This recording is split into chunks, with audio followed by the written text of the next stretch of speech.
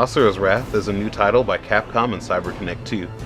Visually it's fantastic, with a mixture of ancient mythology, future technology, and over-the-top action all tied together with an anime-style presentation. To truly judge this title, you have to view it not as an action game, but more as an interactive series, because that's what it really is.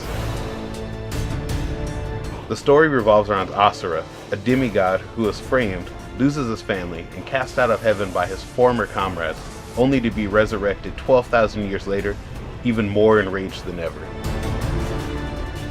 When it comes to graphics, as I said before, this game is actually amazing. It's utilizing the Unreal Engine, and it sort of reminds me of the graphics that were used for the newer Street Fighter games, even though the same engine wasn't used on that one. Capcom stuck with an in-house engine, but if you've played it before, the style should be very familiar to you. When it comes to gameplay, it's not really the strongest suit for this title. The game's pretty much consumed by random brawls that are controlled more by context than anything that you're really choosing, because you only have 2 buttons to attack with. The other portion of the game is filled with quick time events. The only thing that truly bothered me was the fact that I never got to kill all of my enemies, because it would always get cut off with a cutscene as soon as I got into burst mode. This keeps up until about halfway through the game, where just about when I thought I was going to die of claustrophobia because of how linear the game had been so far, it actually loosened up the leash and gave me a little bit of room to explore, which makes me come to the conclusion that I wish that the entire game had been that way.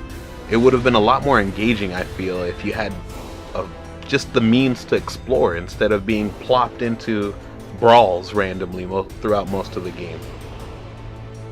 There are many things about this game that caught me off guard when I first started playing it, because I really didn't know exactly what I was getting into based off the storyline.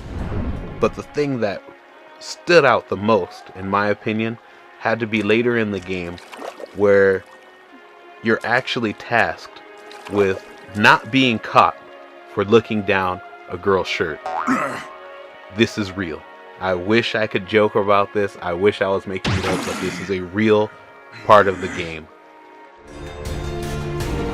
The sound in Asura's Wrath can actually be summed up in just one word.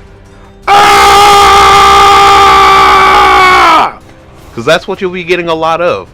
About 3/4 of the game is screaming. It's like watching an old episode of Dragon Ball Z. I loved it.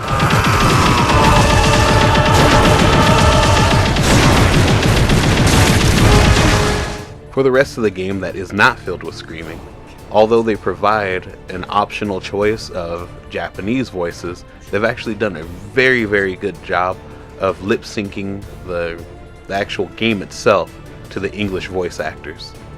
But it will not be back for a while. You should rest. To be completely honest, unless you're a complete perfectionist and want to replay all the chapters just to improve your sync rate and overall chapter score, there's not much of a reason to go back and play this game again, especially when the game is totally geared toward the story rather than the gameplay. Once you've seen it once, you've seen it a million times. Overall, Asura's Wrath is a great game, with its anime stylings and quick time events and over-the-top brawls. It's well worth investing the time to beat it. However, it's not a game for everyone, so be well aware of what you're getting into before spending the $60.